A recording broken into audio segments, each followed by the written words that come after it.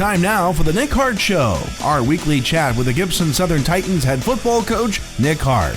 It's a presentation of the Gibson Southern Football Boosters, including Hip Dentistry, in memory of Darwin and Eric Kalis, JMCO Technologies, Kiesel Enterprises Incorporated, MyTech Systems, Robert Goob Vermillion of Indiana Farm Bureau Insurance, Rhythm Church Evansville, Scotty's Lawn Equipment, Ten Barge Seed and Turfgrass Supplies, TYFL, Vogler Metalwork and Design Incorporated, Reinbrecht Homes, Stodgel Funeral Home and Monuments, Young's Auto Body, Light Transport, Brett's Car Care, Baker Tax and Financial Services, Cordray Insurance, Daylight Land Management, Davis Brothers, Du Bois County Garage Doors, Duke Energy, Foster Construction, Fort Branch Dairy Queen, Harper's Pub and Pizza, Hobstadt Summerfest Incorporated, Heidorn Construction, Hobstadt Family Dentistry, Hen Orthodontics, Hillside Gardens, ADG Architecture and Design Group, Beatty Oil, Johnson Commercial Mowing,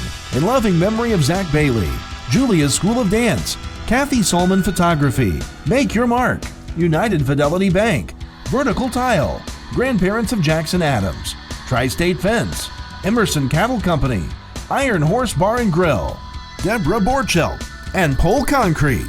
The Nick Hart Show, a special presentation of the Gibson Southern Football Boosters, Wabash Valley College's Radio, TV, and Digital Media Department, and 89 Won the Bash, starts now.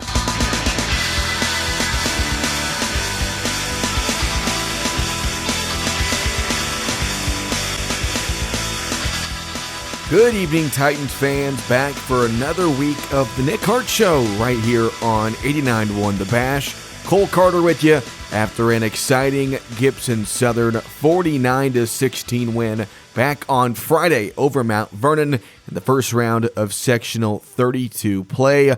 I'll be joined by head coach Nick Hart here in just a bit, but first, let's recap what happened back on Friday.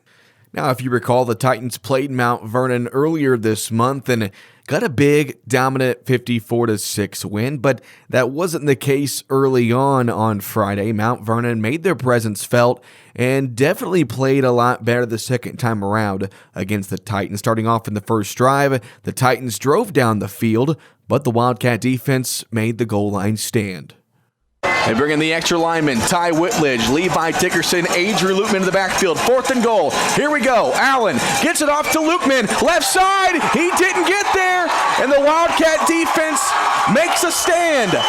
Wow. So right out the gate, the Wildcats had momentum on their side, but a quick 3-and-out put the football right back in the hands of Brady Allen and company, and it wouldn't take long for Gibson Southern to find the end zone on a 40-yard touchdown pass from Allen to Adrian Lukeman. First down and 10, Allen of the shotgun, fakes the handoff, looking over the middle, throws one over the middle. He's got a man that's caught by Lukeman to the 20-yard line, to the 15, to the 10, to the 5, touchdown, Gibson Southern.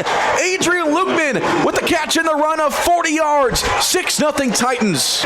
The Wildcats would answer with a field goal to make it a 7-3 game, but the Titans once again would drive right back down the field, resulting in a 20-yard touchdown pass from Brady Allen to Braden Malone. So now 1st and goal from the 20.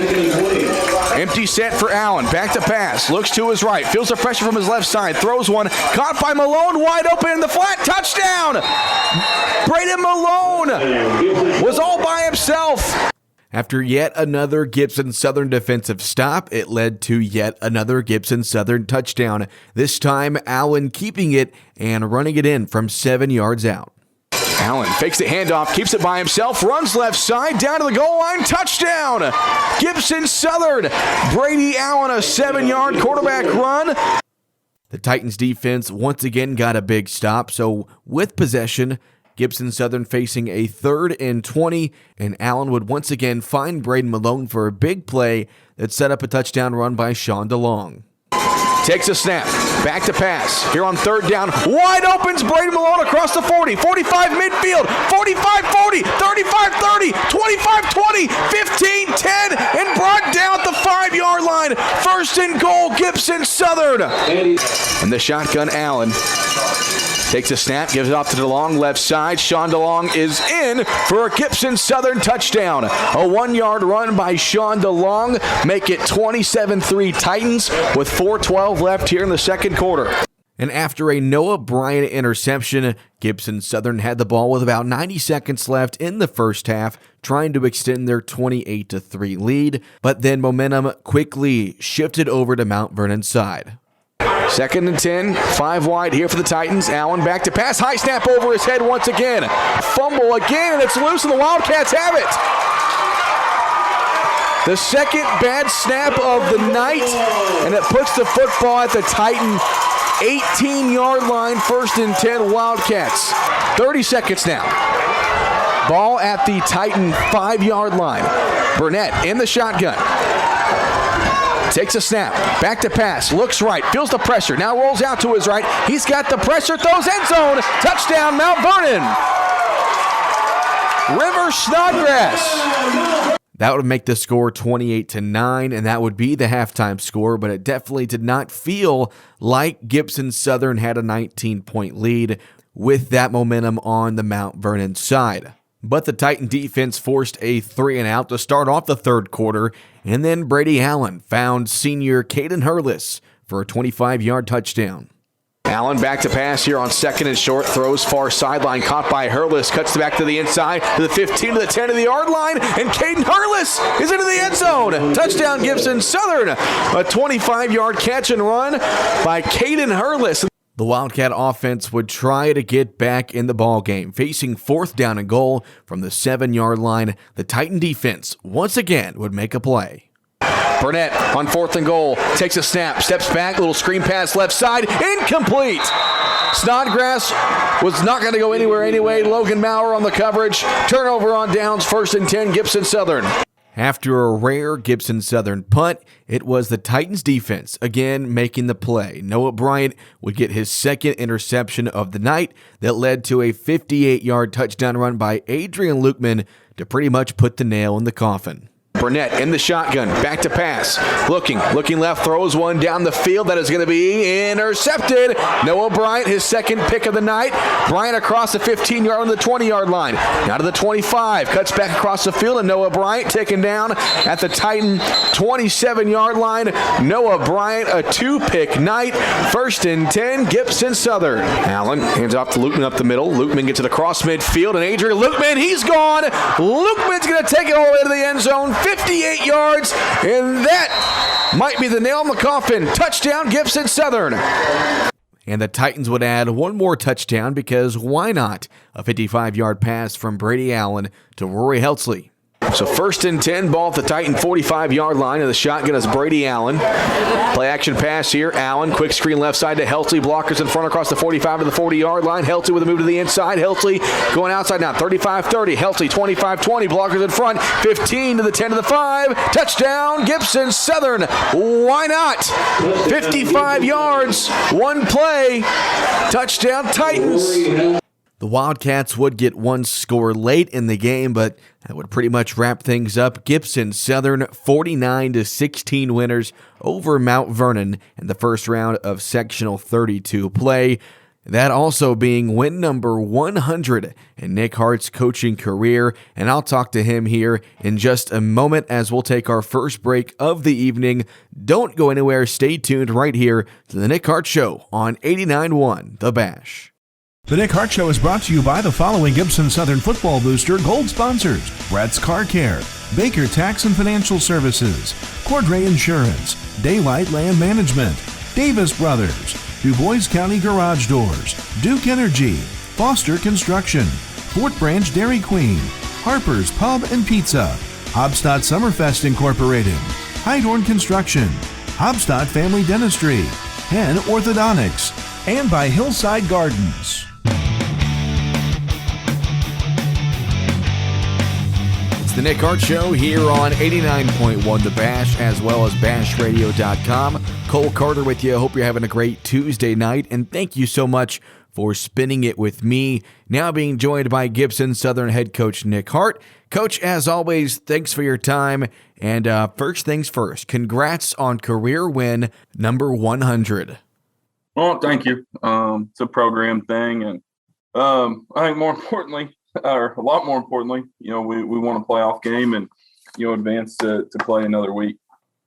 Well, and not only winning a playoff game, but defeating the team that probably is the second best team in this sectional, a very good Mount Vernon team. What were your overall thoughts from Friday's win?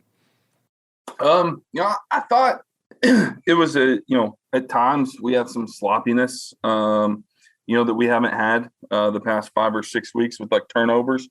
And we got to clean that up. But I think it's one of the best things that could have happened to us as we went through.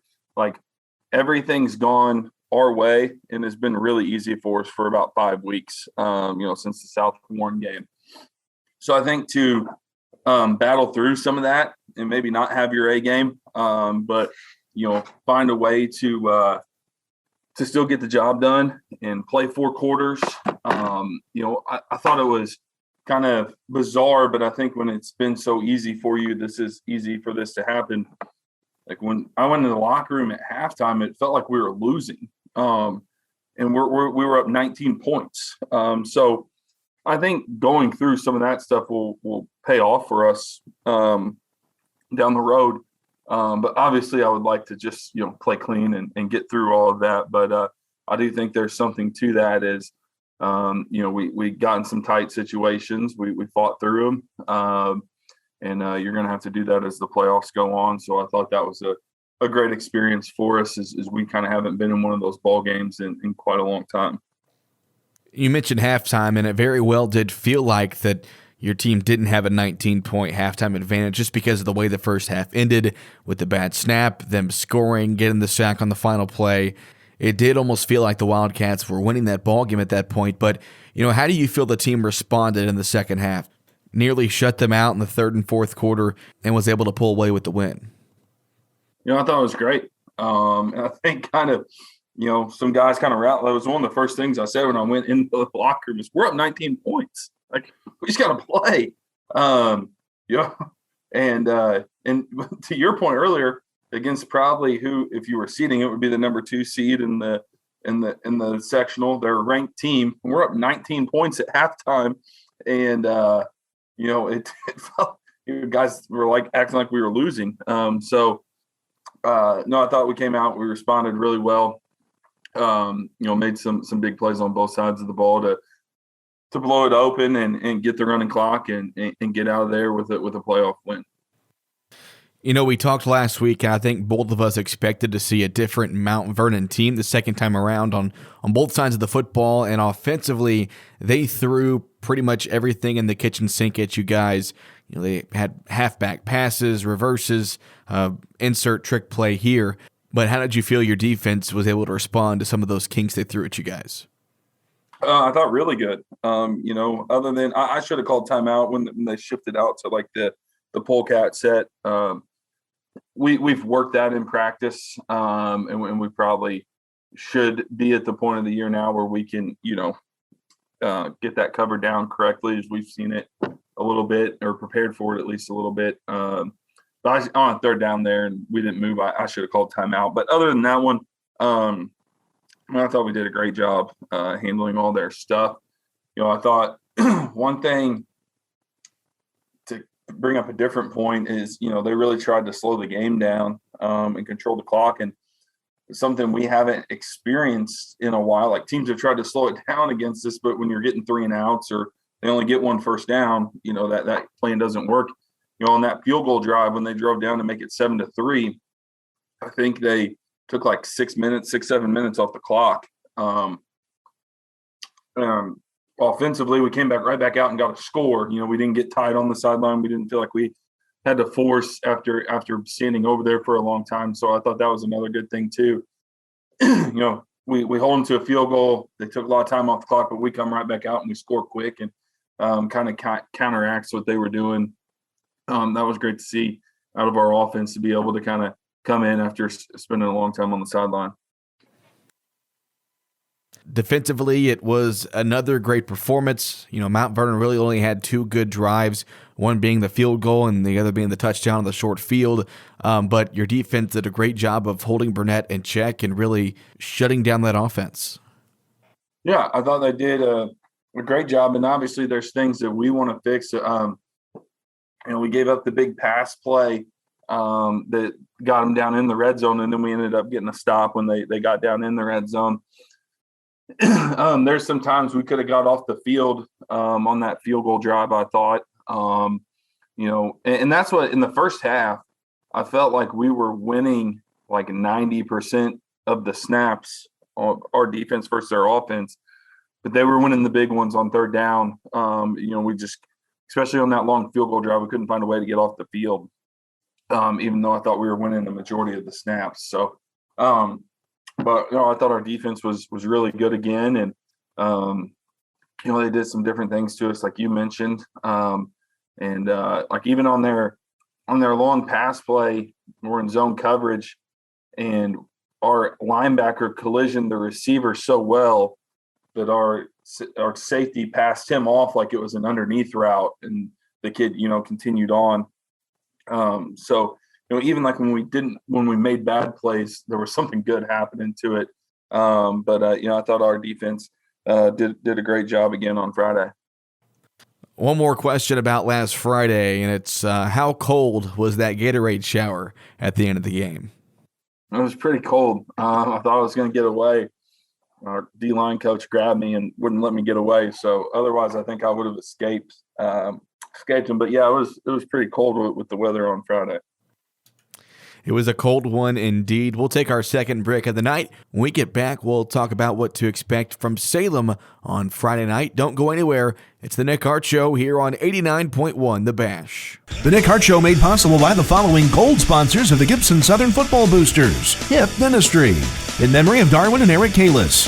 JMCO Technologies, Kiesel Enterprises Incorporated, MyTech Systems, Robert Goob Vermillion of Indiana Farm Bureau Insurance, Ribham Church, Evansville, Scotty's Lawn Equipment, Ten Barge Seed and Turfgrass Supplies, TYFL, Vogler Metalwork and Design Incorporated, Reinbrecht Homes, Stodgel Funeral Home and Monuments, Young's Auto Body, and Like Transport.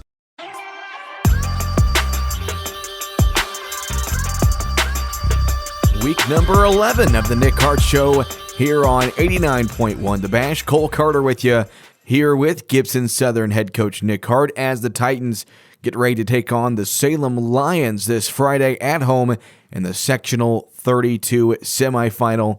So, Nick, it's the first time in over a month that you're not going to play a conference opponent. What do we know about Salem? Yeah, and I like this part of the playoffs of getting to play, different people. I'm not a big fan of playing teams a second time in a season. Salem's a really good football team. They're 6-2.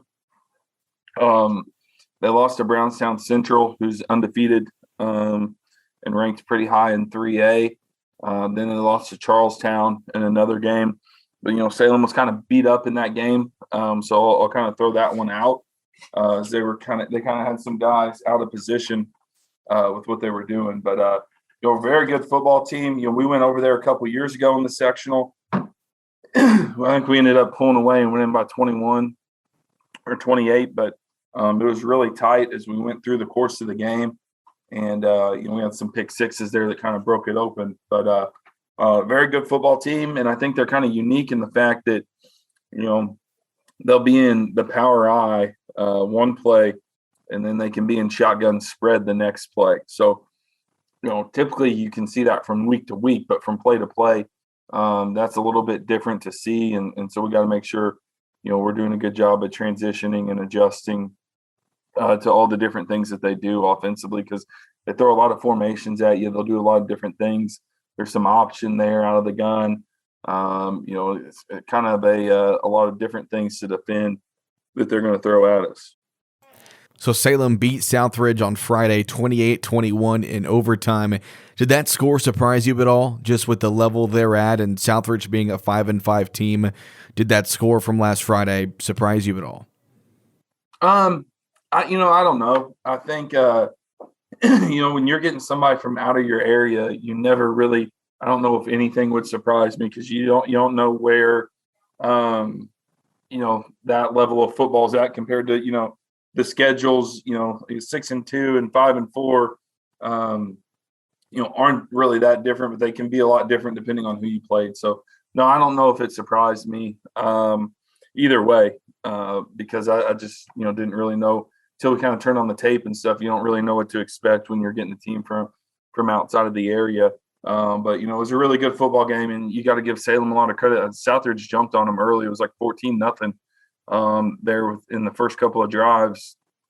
And, Salem kind of clawed back and found a way to get it to overtime. And then, they actually took the lead in regulation. Southridge scored with about 5 minutes left to take it to overtime. And then Salem, got the win in overtime. As far as who you guys have played this year in terms of personnel and talent, who do you think is the most comparable team to Salem and what we'll see on Friday from them? That's a good question. And I don't know. Again, I think it's kind of hard when, obviously we know how good Southridge is and they played them, but, so I guess since that game went to overtime, they would be somewhat comparable, but, games, matchups are so different and everything. From a schematic standpoint, I'm not really sure we've played anybody like them, at least offensively, just because of all the different stuff that they do. I don't know if we've played teams that have done a little bit of everything that they've done, just not all, one together. So, I don't know if there's a comparison for them, schematically. I'd be very careful about making a talent comparison because, again, it's just kind of tough to tell when you have a team from outside your area. And to me, that's exciting. I grew up in Illinois, and you never knew who you were getting into with, the playoffs. And, I think that part of it makes it really fun instead of repeating your schedule. So, we'll find out on Friday, I guess. But I do know they're a very good football team, and they present a lot of challenges for you. So last question, going back to last Friday, was there anything you saw that you feel the team needs to improve on as you guys start to make a postseason run, if anything? Yeah, I think, just little things. Ball security, obviously we had more turnovers, Friday than maybe we've had all season, or at least, in the last 5-6 weeks. So cleaning that up, but when you take care of the ball, you take care of the ball, and sometimes things are going to happen. I don't want to act like we don't coach ball security and stuff, but we've done such a good job of taking care of it. That's not really a concern moving forward. But making sure we reinforce that.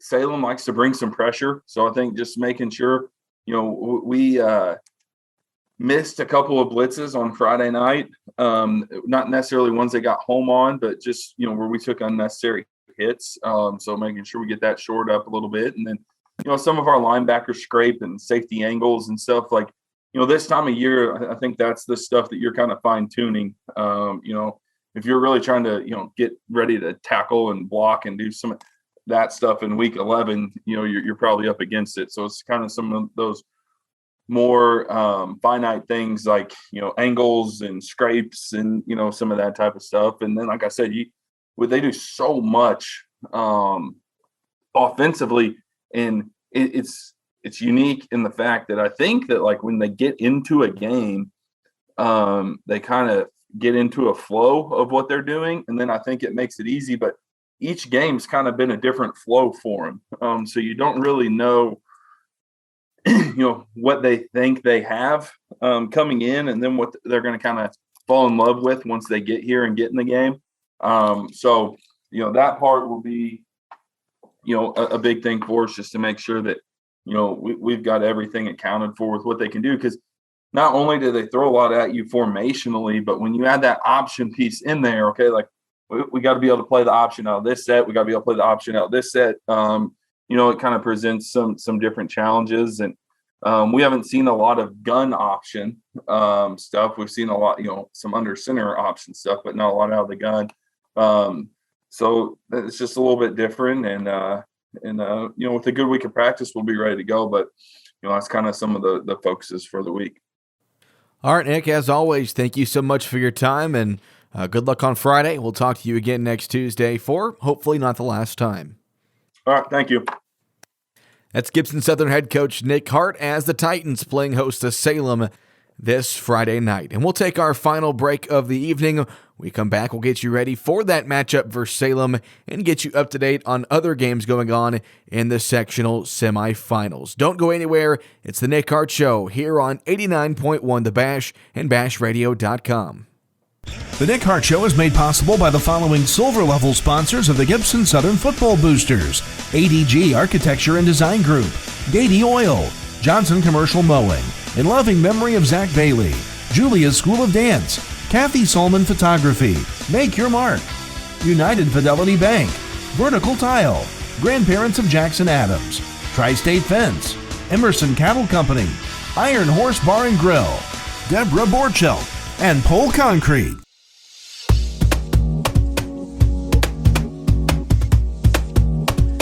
Final segment of the 11th edition of the Nick Hart Show here in 2021.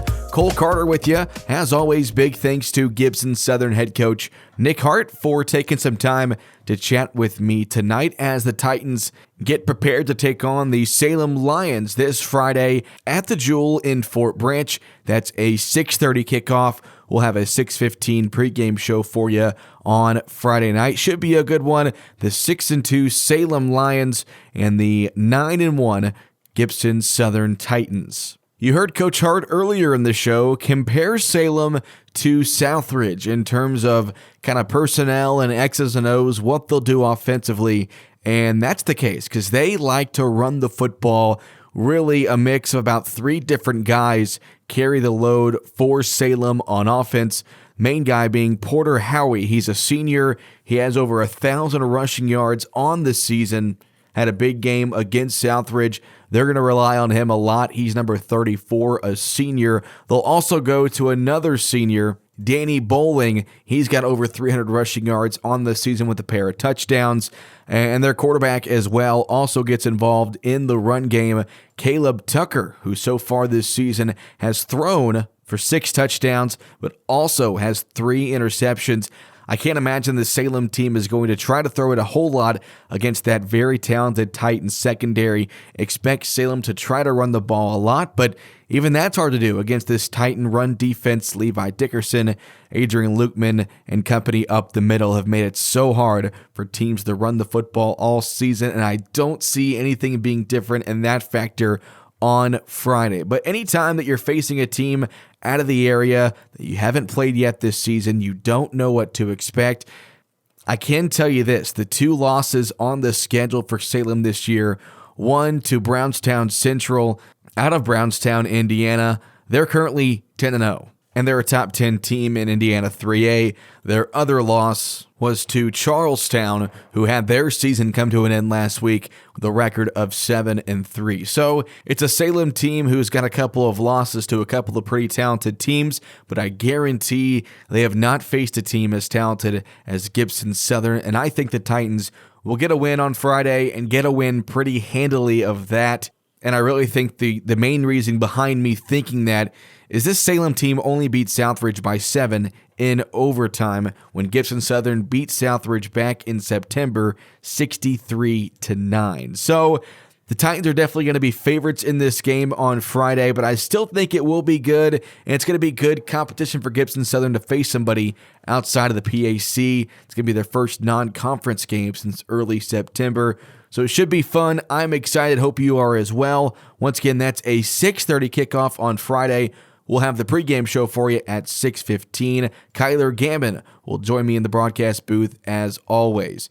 That's going to wrap up tonight's broadcast of the Nick Hart Show. As always, big thanks to Gibson Southern head coach Nick Hart for taking time to chat with me this evening. Thank you to all of our Gibson Southern football sponsors, and thank you for tuning in every Tuesday right here on 89.1 The Bash. Once again, Gibson Southern taking on Salem this Friday, 6:30 kickoff. Pre-game show will begin at 6:15. This has been the Nick Hart Show on 89.1 The Bash. I'm Cole Carter. I'll chat with you again on Friday night. Go Titans! The Nick Hart Show has been brought to you by the following Gibson Southern football boosters: Brett's Car Care, Baker Tax and Financial Services, Cordray Insurance, Daylight Land Management, Davis Brothers, Du Bois County Garage Doors, Duke Energy, Foster Construction, Fort Branch Dairy Queen, Harper's Pub and Pizza, Hobstadt Summerfest Incorporated, Hydorn Construction, Hobstadt Family Dentistry, Penn Orthodontics, Hillside Gardens, Hip Dentistry, in memory of Darwin and Eric Kalis, JMCO Technologies, Kiesel Enterprises Incorporated, MyTech Systems, Robert Goob Vermillion of Indiana Farm Bureau Insurance, Rhythm Church Evansville, Scotty's Lawn Equipment, Ten Barge Seed and Turfgrass Supplies, TYFL, Vogler Metalwork and Design Incorporated, Reinbrecht Homes, Stodgel Funeral Home and Monuments, Young's Auto Body, Like Transport, ADG Architecture and Design Group, Gady Oil, Johnson Commercial Mowing,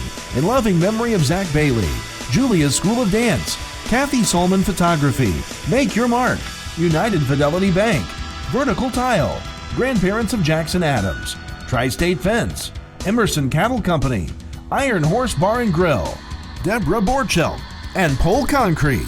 The Nick Hart Show has been a special presentation of the Gibson Southern Football Boosters, the Wabash Valley College Radio, TV, and Digital Media Department, and 89.1 The Bash.